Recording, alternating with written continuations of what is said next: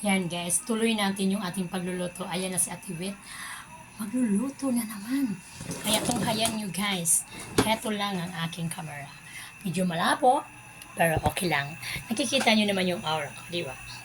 Kaya guys, ito na tayo. Magsisimula na naman tayo magpukpok ng mga bangus. Yung bangus na to ay ating hihiwain. Yan. Ayan. Grabe. Yan ang nga sinasabi ko eh. Kaya guys, tunghayan ninyo ha. Ito yung bangus na aking hihiwain. Gagawin ko itong sinigang.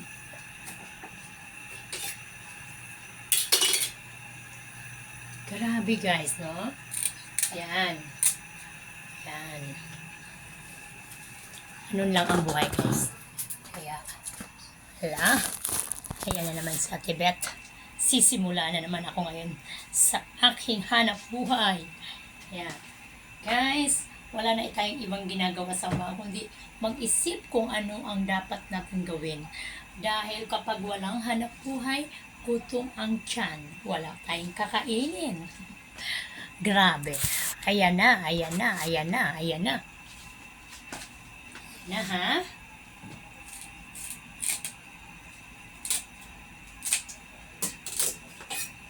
Hihiwain ko muna to guys. Hihiwain ko muna. Parang hindi naman alanganin yung aking paghihiwa. Kailangan nating hiwain. Kaya, yan. Yan na naman ha.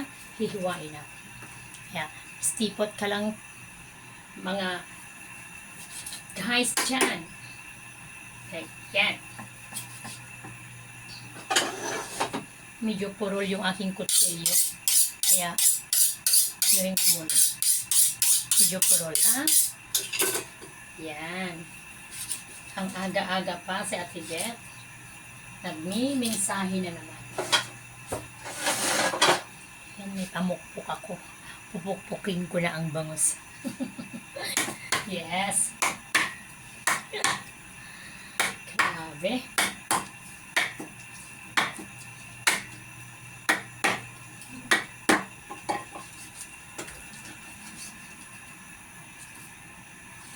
Grabe. Yan. Tatanggalin natin yung mga palikpik, ha? Yan. Tanggalin natin yung mga palikpik. Shhh.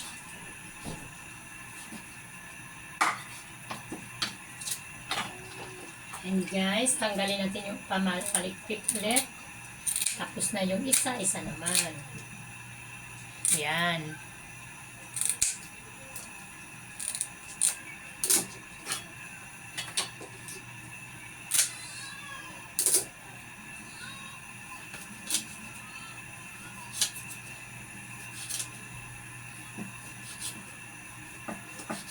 Yan, medyo mapurol yung kutsilyo ko.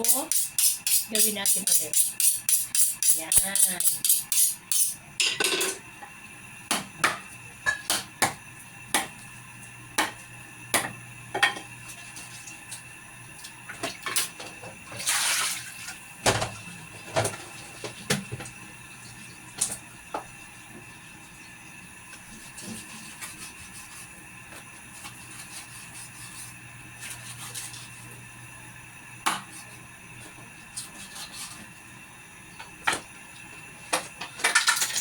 Alam nyo guys, ayan na.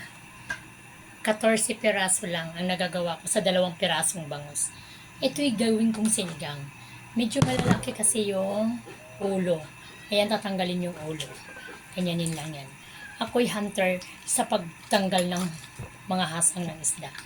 Kasi 5 years kong nagtitinda ng isda sa palengke ng EDSA Central Crossing nung araw. Kaya, alisin natin yung gills. Yan, alisin natin. Tapos itong bituka at saka yung abdo, alisin din. Ganun lang yan guys. Yan ang atay. Tapos, yan ang abdo. Yan ang abdo. Yan, alisin natin yan. Yan. Parang hindi mapait yung bangus. Tapos, madali lang. Madali lang gawin. Kapag ikay masipag, lahat ng bagay mabilis. Magagawa. Ayan. Pasipag lang. Huwag kang mag-aatubili sa pagtatrabaho. Kasi doon natin nakukuha yung ating pag-asa. Yan, tanggal. Tanggal sa ilalim. Yan. Alisin natin. Yan yung atay. Ito naman yung pangalawang abdo. Tatanggalin natin yung abdo.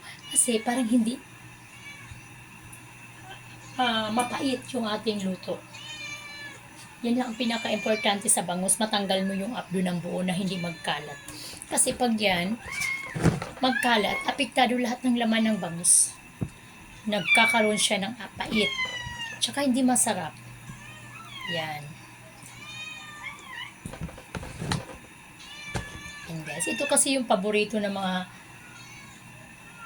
customers ko sa umaga, yung sinigang na bangus. Yan talagang gustong-gusto nila talaga yan. Sa umaga pa lang, sulit na sila. Sa sabaw pa lang, kahit wala ulam nila paksiw, basta may sabaw. Sulit na po sila yan. Tapos tatanggalin natin tong nakalawit na mga bito-bituka, tsaka yung mayroon kang nakikitang dugo. Yan dugo. Yung dugo na yan, ito. Tatanggalin din natin yan kasi malangsa yan eh. Yan guys. Malangsa yan. Tanggalin natin yan. Yan Tanggal natin. Yan.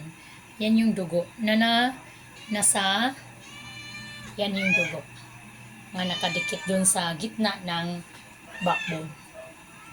Kasi lahat yan tatanggalin natin yan. Ayan. Huwag natin iiwan kasi malangsa ang sabaw. Yan guys Yan. Tatanggalin natin yung mga ganitong dugo sa gitna ng backbone ng bangus. Yung dito sa gitna sa loob. Yan. Yung dito siya sa pinakagitna. Tanggalin natin. Kasi malangsa yan. Yan.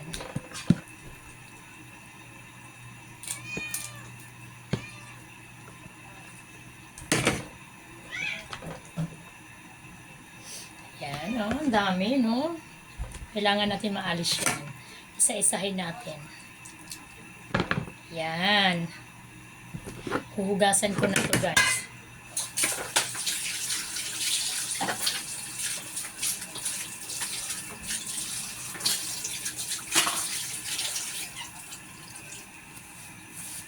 Yan. Good morning, good morning. Ayan sa Tibet, magsisimula na naman ngayon sa umagang ito ng paghahanap buhay. Magluluto na naman siya Tibet. Ang unang niluto niya ay munggo. Yan guys, tingnan yung munggo ko. Grabe. Ayan ang munggo niya Tibet. Ayan. Sarap, delicious. Malunggay with munggo, munggo with malunggay. Alam niyo guys, ang malunggay ay maraming benefits na makukuha. 300 ng mga sakit ng tao ay pwedeng gamutin ng malunggay, no? Grabe. Kaya, yan lang ang aking mensahe sa inyo tungkol sa malunggay. Ang malunggay ay napakaraming mapapagaling na sakit sa tao. 300s na sakit. Grabe guys. Grabe, no? Ganyan talaga. Kaya, ang malunggay ay napakagandang vegetable. Green leafy, no? Pero nakakapagpagaling ng 300 na sakit sa tao. Grabe. Yan ang mga benefits na makukuha sa malunggay. Kaya, yan ang una kong niluto, munggo with malunggay. Ang sunod na niluto ko ay bangos. Yan. Ang bangos. Ang bangos ni Ate Beth. Paborito sa buong Block 46 yan. Ayan guys, mainit na. Ang init ng kaldero.